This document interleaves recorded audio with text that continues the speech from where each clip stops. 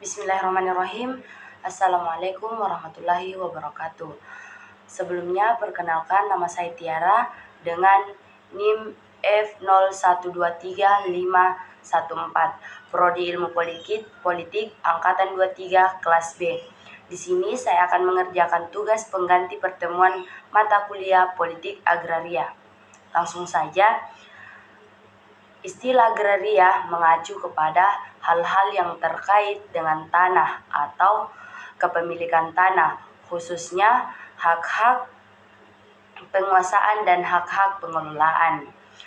Kata agraria berasal dari bahasa Latin ager yang bermakna wilayah tanah pertanian atau sepetak tanah yang di dalamnya terdapat tanaman binatang, air, mineral, dan pemukiman.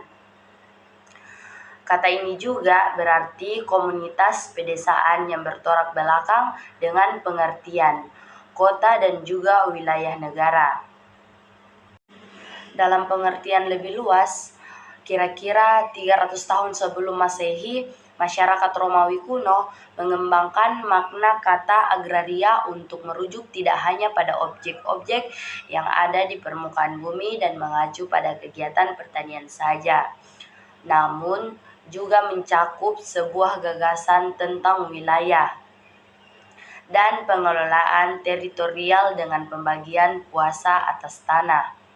Dalam Undang-Undang Pokok Agraria, kata agraria mengacu pada semua sumber daya alam, meliputi tanah, air, dan ruang angkasa serta kekayaan alam yang terkandung di dalamnya. Dalam konteks ini, kata agraria memiliki makna yang cukup penting karena terkait dengan pengelolaan, penguasaan atas tanah dan sumber-sumber daya alam tersebut, di atas juga pengaturan hukum atas penguasaan dan proses. Juga pengaturan hukum atas penguasaan dan proses memungut hasilnya. Oleh karena itu, pemaknaan hukum yang luas tersebut, maka tulisan ini hanya akan membahas soal penguasaan dan pemanfaatan tanah. Undang-Undang Politik Agraria secara resmi disahkan pada bulan September 1960, 15 tahun setelah Indonesia merdeka. Undang-undang tersebut bertujuan melindungi dan menjamin hak rakyat, khususnya rakyat miskin, atas lahan dan pemanfaatan kekayaan alam sebagai upaya menciptakan keadilan sosial dan kesejahteraan. Undang-undang tersebut secara gamblang menyatakan keadilan agraria adalah dasar bagi ekonomi nasional yang akan membawa pada keadilan sosial. Pernyataan tersebut juga dimasukkan dalam ketetapan MPRS nomor 11 1960 pasal 4 ayat 3 yang menyatakan land reform adalah dasar bagi pembangunan semesta yang berarti pembangunan di segala bidang.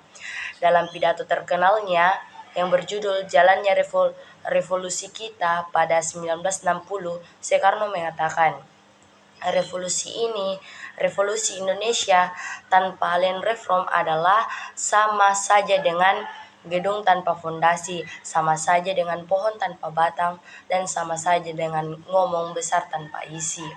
Melaksanakan land reform berarti melaksanakan salah satu bagian yang mutlak dari reformasi Indonesia. Tanah tidak untuk merayakan mereka yang dengan duduk ongkang-ongkak menjadi gendut karena mengisap keringatnya. Orang-orang yang disuruh menggarap tanah itu. Dalam semangat kemerdekaan, Undang-Undang Politik Agraria merupakan nasionalisasi hukum agraria untuk melepaskan diri dari Undang-Undang Agraria. Semangat undang-undang baru itu juga bertujuan untuk membebaskan rakyat Indonesia yang mayoritas hidupnya sangat bergantung pada tanah dan sumber agraria lainnya dari sistem feodal prakolonial yang di bawah kebijakan kolonial digunakan untuk mengeksploitasi petani. Itulah sebabnya land reform yang bertujuan melindungi dan menghormati kepentingan petani, baik petani kecil, penyangkap, ataupun bertani menjadi fokus utama kebijakan undang-undang politik agraria. Prinsip-prinsip Undang-Undang Politik Agraria dapat yaitu tanah harus diperlakukan sebagai alat produksi untuk menciptakan keadilan sosial, tidak untuk kepentingan individual yang dapat menyebabkan konsentrasi kepemilikan dan eksploitasi kaum yang lemah oleh kaum yang kuat. Jadi, meskipun hak individu ini adalah suatu keistimewaan, namun tanah tidak dapat diperjualbelikan tanpa alasan yang kuat secara sosial dan tidak dapat dijadikan komoditas. Idealnya, para pemilik tanah dan sumber agraria di dalam wilayah kedaulatan Indonesia adalah rakyat Indonesia. Kebijakan pertanahan dan konflik tanah pada masa Orde Baru. Pemerintahan Orde Baru Soeharto membawa perubahan besar pada politik agraria di Indonesia. Secara pasca 1965 berbeda dengan rezim sebelumnya yang memiliki pandangan politik agraria, tanah untuk rakyat dan tanah untuk petani, yang dijalankan melalui program land reform, maka politik agraria rezim Orde Baru bertolak belakang dengan hal itu. Orientasi politik agraria rezim Orde Baru adalah untuk mendukung investasi skala besar. Saat ini paling tidak terdapat dua paduan tentang undang-undang politik agraria yang saling bertolak belakang. Pandangan pertama, melihat undang-undang politik agraria sebagai peraturan pokok yang masih membutuhkan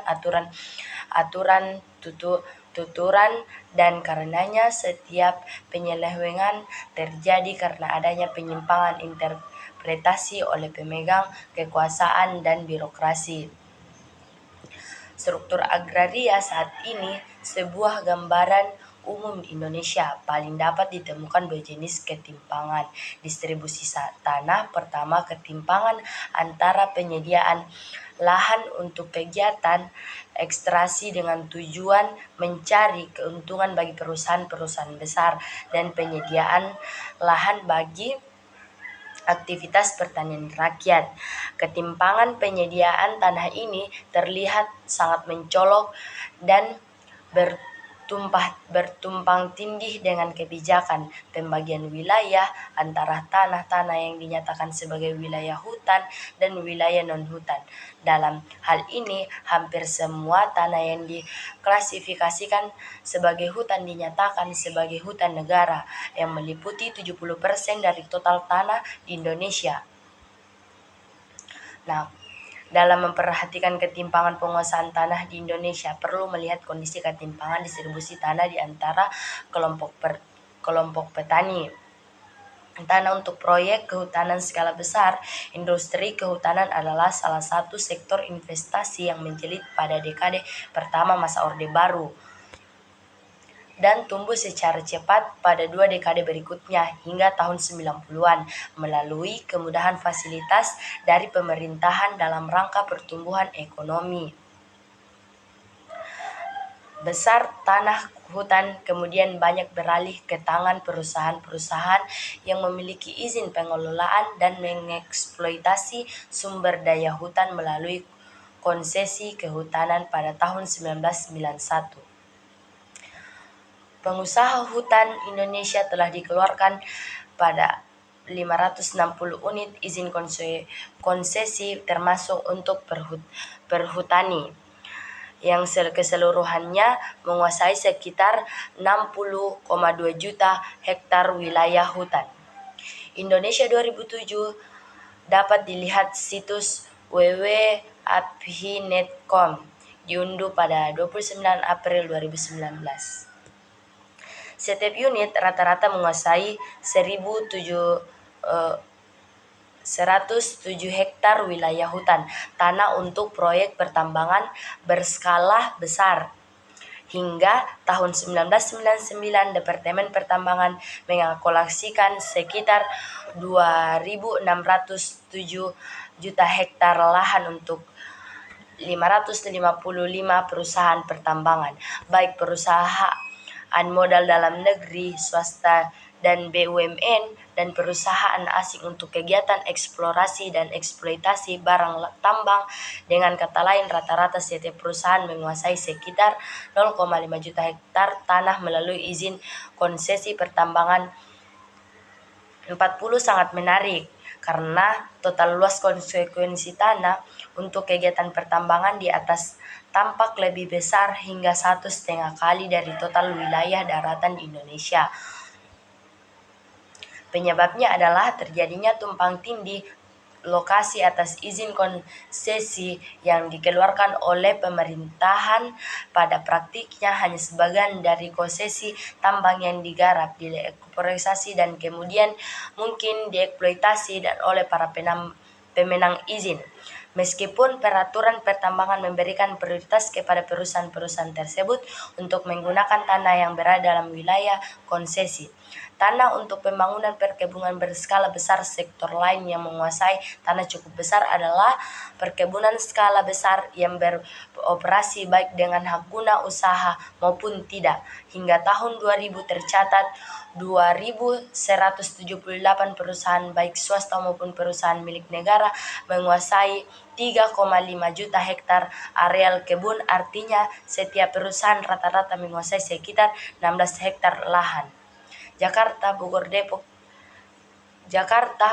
Depok, Tangerang sejak ada sekitar 10 konglomerat menguasai 434 hektar tanah untuk membangun perumahan mewah. Tanah untuk industri berskala besar. Selain untuk kebutuhan perumahan, pengusaha tanah bagi kawasan industri SSR juga menempati daftar tertinggi. Pada tahun 1998 tercatat 46 perusahaan pengembang kekuasaan industri yang menguasai 17.470 hektar lahan. Dengan begitu rata-rata penguasa setiap perusahaan berkisar 379,8 hektar. Meski telah mengusur para pemilik sebelumnya, namun tanah tersebut seringkali ditelantarkan dan tidak dibangun. Perusahaan industri yang akan mengembangkan kawasan industri di atas 25.254 hektar tanah. 14 perusahaan milik negara BUMN 21,6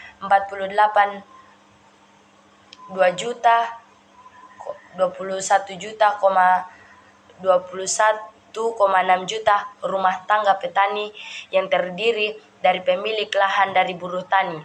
Itu artinya sekitar 84% dari total penduduk Indonesia terlibat dalam kegiatan ekonomi pertanian di atas tanah seluas 14,2 juta hektar. Dari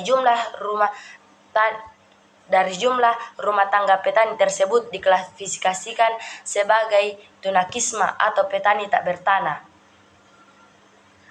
yang dalam tulisan disebut Jobless Landless pada tahun 1973. Ini lebih dari 14,4 juta rumah tangga menguasai sedikit tanah pertanian, dengan rata-rata penguasaan sekitar 0,99 hektar. Ketimpangan distribusi lahan dan kemiskinan di pedesaan. Ada dua kondisi yang turut menyumbang bagi meluaskan kemiskinan di wilayah pedesaan di Indonesia. Pertama, terus meningkatnya persentase jumlah petani kecil.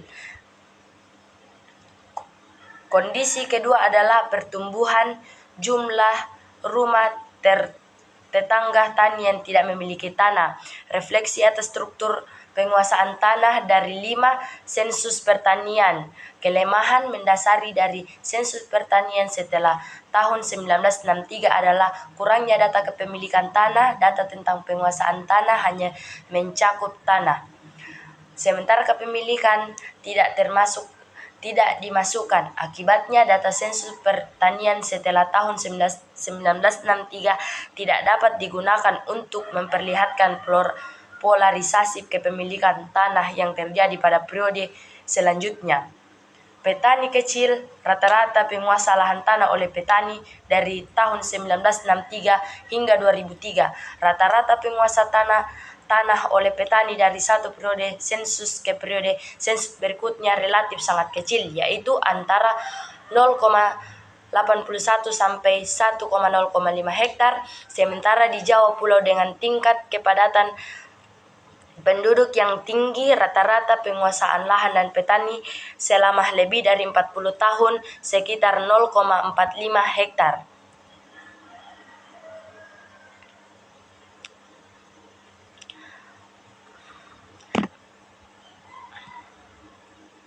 Adanya peningkatan jumlah petani miskin yang menguasai tanah kurang dari 0,5 hektar di seluruh daerah yang menjadikan kelas petani guram sebagai kelompok mayoritas rumah tangga petani Indonesia selama 40 tahun sejak 60-an hingga awal 2000-an. Dinamika konversi tanah pertanian wilayah pertanian rakyat selama lebih dari 4 dekade memang mengalami kenaikan seperti terlihat pada. Namun, jumlah petani juga menguasai tanah tumbuh lebih cepat dibandingkan dengan ketersediaan tanah pertanian, menyebabkan rata-rata tanah yang dikuasai oleh rumah tangga petani mengalami penurunan selain alasan akses psikologi, ekologi, ekonomi, politik yang terbatas. Tanah pertanian rakyat tidak mengalami meningkatkan yang relatif. Sama dengan tingkat pertumbuhan rumah tangga, petani juga disebabkan oleh tingginya tingkat konversi tahan tanah pertanian untuk fungsi non-pertanian. Sekian dari saya. Wassalamualaikum warahmatullahi wabarakatuh.